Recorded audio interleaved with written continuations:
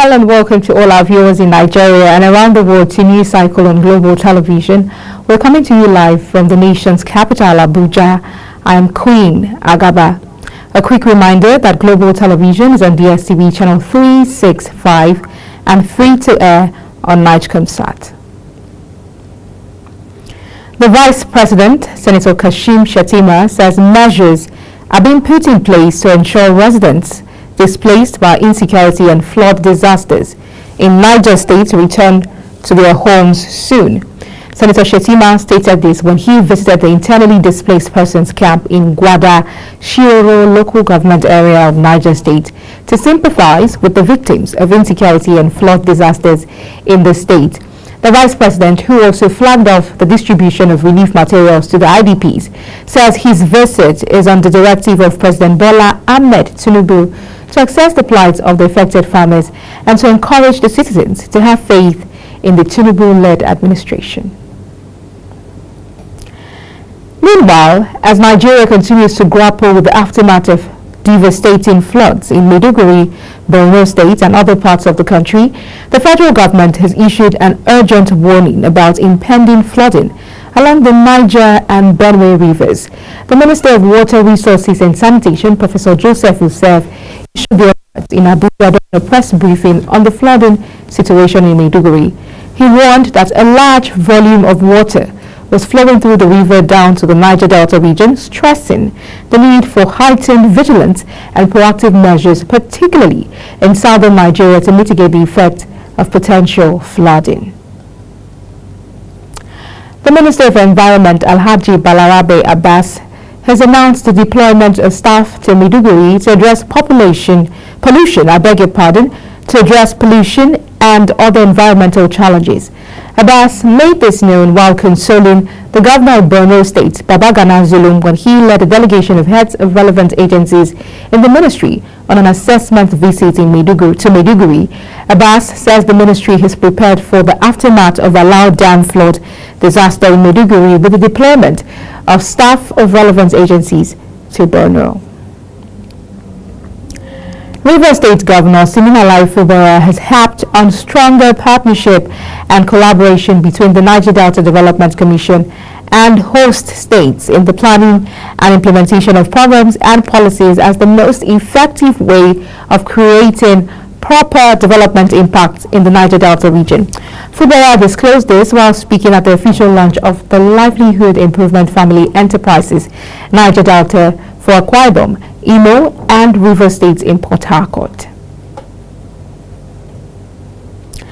The International Broadcasting Convention IBC 2024, a major global event for professionals in the creation, management and delivery of entertainment and news content, is taking place in Amsterdam. IBC serves as a key platform for broadcasters, technologists and media companies to exhibit their latest innovations, exchange insights and discuss the future direction of the media and broadcasting industry. This year's focus is on cutting-edge technologies such as artificial intelligence, virtual reality, 5G broadcasting, cloud technology and sustainability in media production, transformative advancements poised to reshape the industry. Prominent figures in attendance include Dr. Ibrahim Biu, Managing Director of Global Television, Mohammed Babagana Bulama, Director General of the Federal Radio Corporation of Nigeria, Senator Ibrahim Bowai from Yobe State, and Yusuf Maman, Chairman of the Allied People's Movement. The convention is expected to provide deep insights into how these technologies will influence future media trends and business operations globally. The wife of Imo State Governor Chioma Uzodinma says her administration will empower 1,575 women across various categories of skill acquisition. She made this known at the grand finale of the 2024 August meeting with Imo women. Amarachi Ibe tells us more. Women from the 27 local government areas of Imo State, in their different groups, with their different uniforms, gathered at NDBC Carlos Square, venue for this year's grand finale of this year's August meeting, hosted by wife of the Imo State Governor, Chioma Uzodinma. The wife of the Imo State Governor, Chioma Uzodinma, explained that this year's August meeting, themed Nwanyi Dike, a strong woman, captured the declaration of indomitable spirit that defines Imo women. She says the event is to reflect on collective achievements and set purposeful path for the future. Nwanyi Dike, a strong woman, captures the very essence of our identity as Imo women. Today, we are here not just to celebrate our resilience and strength, but to reflect on our collective achievements and set a purposeful path for our future. Nwanyi Dike is not just a theme. It is a profound declaration of the indomitable spirit that defines the Imo woman. Imo State Governor Hope Uzodinma thanked Imo women for their support and also thanked the wife of the president. I want to compliment my wife for the bold initiatives she has rolled out and for embracing you Imo women into a partnership that is working. I want to thank you. I will also use this opportunity to thank the First Lady of Nigeria for all the support and connections she continued to make to Imo women.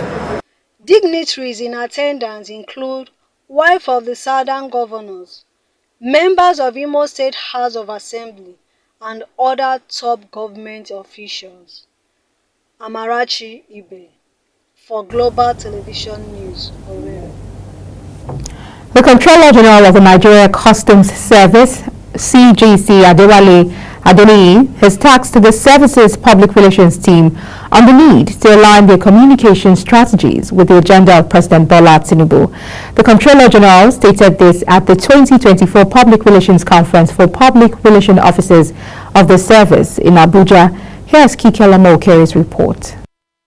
The Comptroller General of Customs, Adewale Adeniyi, charged the public relations officers of the service to create more awareness on the service trade modernization project, while urging the team across zones and commands of the country to keep their eyes on the balls and change the trajectory. The custom boss further charged the PR officers to invest more in discipline, commitment, professional standards as they aspire to be the best at what they do. As the society evolves, our strategies have to evolve. We must continue to be strategic in our approach to communication. Communication can no longer be like we have generated 20 million or we have made 5 seizures. We now have to look at the strategic and the bigger picture. We now have to begin to align what we do to the objective of Mr. President. President of the Nigeria Institute of Public Relations, Dr. Ike Neliaku, reminded media practitioners and the PR professionals present at the conference that public relations is the core of life. The National Public Relations Officer of Customs, Abdullahi Miwada, reflected on the journey so far as he commended the Comptroller General for his support to the growth of the team. Public relations is about consultation. When you consult, you give a consensus, then you create. And PR is about creation. And who did they create? In his own image.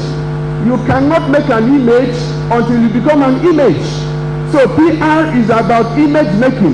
This conference is not merely a gathering of minds, but a chance to collectively reflect on our journey, assess our present, and envision our future. As we explore the chronicles of progress, we will trace the historical path of our units, acknowledging milestones reached, the challenges overcome, and the invaluable lessons learned along the way. It is expected that the event will improve service delivery in the area of fostering mutual understanding between Nigerian Customs Service and all stakeholders. Kikelomo Okeri, Global Television News. In the meantime, following the appointment by the Board of the Nigeria Customs Service of 2 Deputy Comptrollers General of Customs and 5 Assistant Comptroller General of Customs, the Comptroller General of the service has decorated the newly promoted officers, noting that their elevation is based on merit. Kikelamo Okeri has more. In the last 1 year, the Nigerian Customs Service has witnessed a significant turnover of members of management, with over 10 management staff bowing out of service on the basis of retirement. The Comptroller General of Customs, Adewale Adeniyi, says the newly promoted senior officers have shown competence, diligence and commitment in their approach to their work and responsibility. He therefore urged the new senior officers to be more dedicated so as to take the service to a higher pedestal. First, these sets of officers that we have elevated have been selected very carefully on the basis of merits. I want to assure you that these are officers with proven integrity.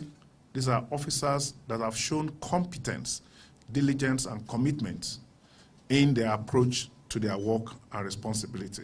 Speaking on behalf of the newly promoted senior officers, Deputy Comptroller General of Customs, Olaniyan Alajogun, applauds the board of the service while pledging unwavering commitment to duty and unparalleled dedication to service. We are pledging an untainted loyalty, unwavering commitment to duty, and unparalleled dedication to service. It is indeed a joyous occasion for the celebrated officers. The high point of the event was the decoration of the newly promoted senior officers.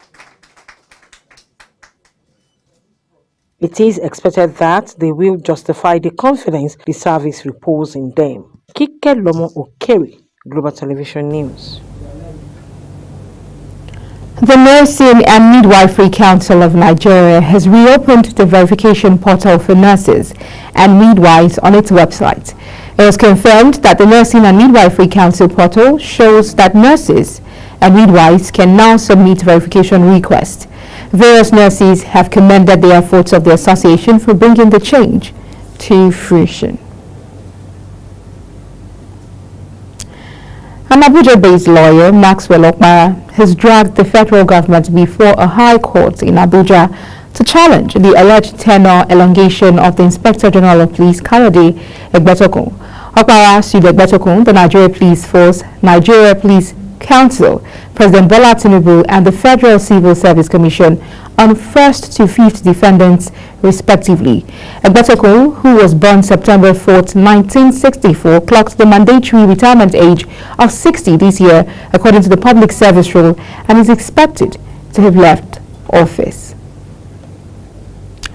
Chief of Army Staff, Lieutenant General Taoreed Abiodun Lagbaja, says Nigeria must plan to solve the twin problems of poverty and unemployment to avert long-term insecurity and instability in the country. The Chief of Army Staff made this known while presenting the first Strategic Personality Lecture of the Institute of Peace and Strategic Studies, University of Ibadan. Lagbaja says no single agency could solve the myriads of insecurities facing the country, and that the Nigerian Army is deeply in synergy with other agencies to achieve the mandate of security of lives and properties and keeping the country safe. The Chief of Defense Staff, General Christopher Musa, says the days of notorious bandit leader Bello Tuji and other terrorists is numbered as troops are committed to ending insecurity in Zamfara and the Northwest Zone. The defense chief stated this when he paid a working visit to the Sector 1 of Operation Hadarin Daji in Gusau, Zamfara State Capital. Global Television has details. Zamfara State Governor Dauda Lawal says operational patrol vehicles will enhance the police response to distressed calls and patrol of the state to ensure a secure environment for the residents.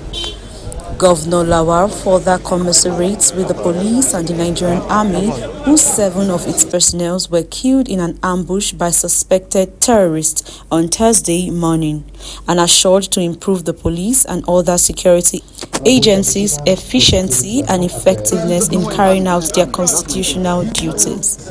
We find it within the meager resources that we have as a state to first consider the DPOs and be able to make them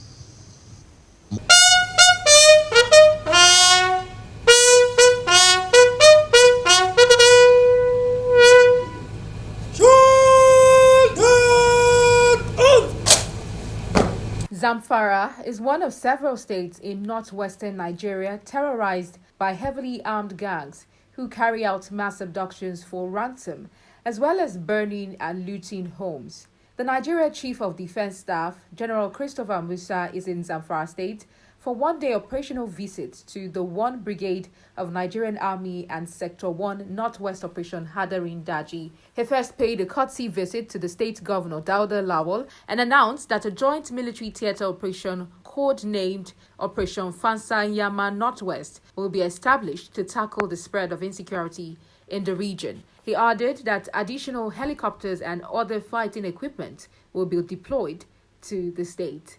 Not tell you what we are putting in place, but definitely reactions have been there. Those areas have been monitored and adequate actions will be taken accordingly.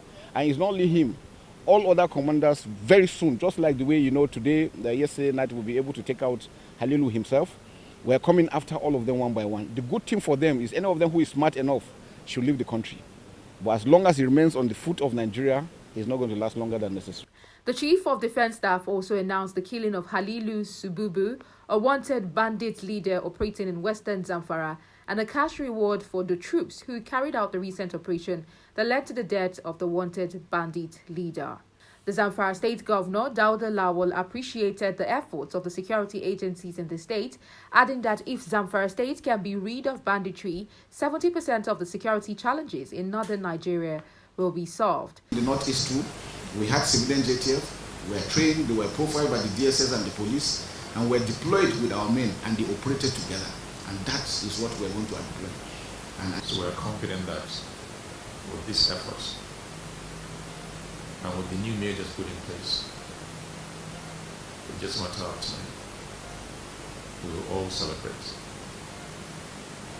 We're 100% behind you and your men, and we have absolute confidence that you will do what you promised.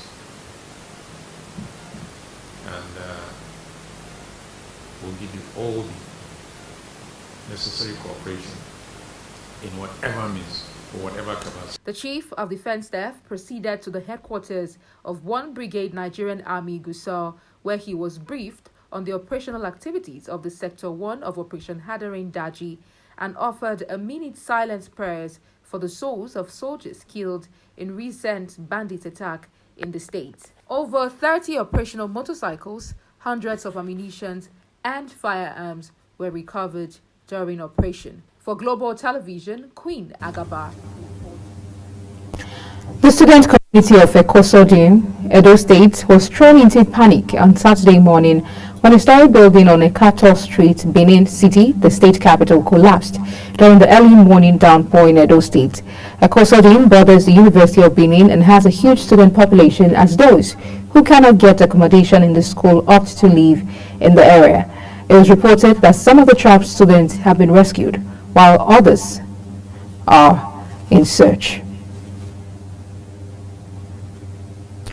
In its efforts to flush out terrorists and armed violence bandits in Zamfara State, Zamfara State Governor Dauda Lawal has donated patrol vehicles to the Nigeria Police for accelerated response to security threats in the state. Governor Dauda Lawal, while handing over the vehicles to the 16 police divisions, 2 mobile police force units and counter-terrorism units, stated that security of lives and properties is topmost in his rescuing mission agenda. Sharon Ajay has details. Zamfara State Governor Dauda Lawal says operational patrol vehicles will enhance the police response to distressed calls and patrol of the state to ensure a secure environment for the residents.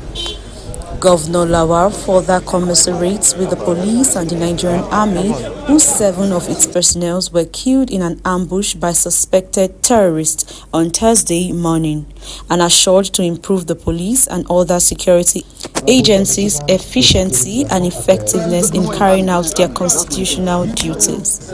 We find it within the meager resources that we have as a state to first consider the DPOs and be able to make them mobile so that they will be able to attend to any emergency that arises in the course of their duty. Let me also use this opportunity to condole the CP about the incident that happened where we lost some men today in the course of fighting bandits around Kotorokoshi area. May their soul rest in peace. The Commissioner for Internal Security and Home Affairs, Zamfara State, Captain Bala Meriga, says the essence of the donation of operational patrol vehicles is to enhance police operations and quick response to emergency security threats in the state. In an effort to eradicate this security problem, it cannot be done without giving consideration to our security personnel, mostly the police, who are closer to the people. And the governor realized that police are not adequately, at least, mobiled. So they don't have enough and strong vehicles to move around in case of emergency. The Commissioner of Police in Zamfara State, CP Mohammed Danlijan, expressed the readiness of the Nigerian police to defend and protect residents of the state against activities of violent armed bandits who are unleashing terror on innocent citizens. We will continue to fight them until when they are totally defeated. Sir, on behalf of the Inspector General of Police, Dr. Adewolu Egbetoko, we hereby appreciate you for giving on these patrol vehicles. He appealed to residents to promptly report suspicious characters to the police. Sharon Ajay reporting for Global TV News.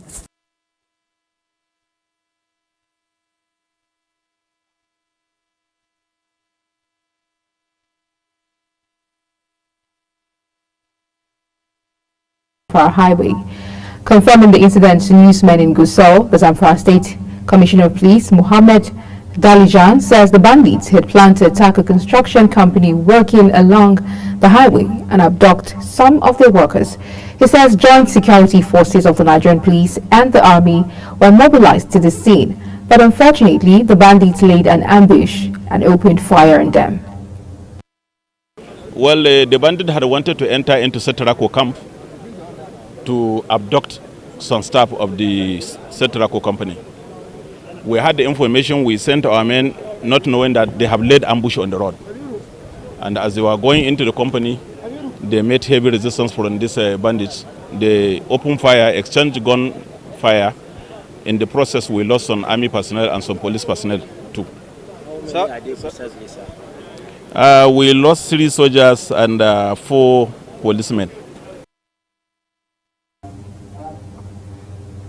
The Commissioner, however, commended the troop who fought gallantly to repel the attack.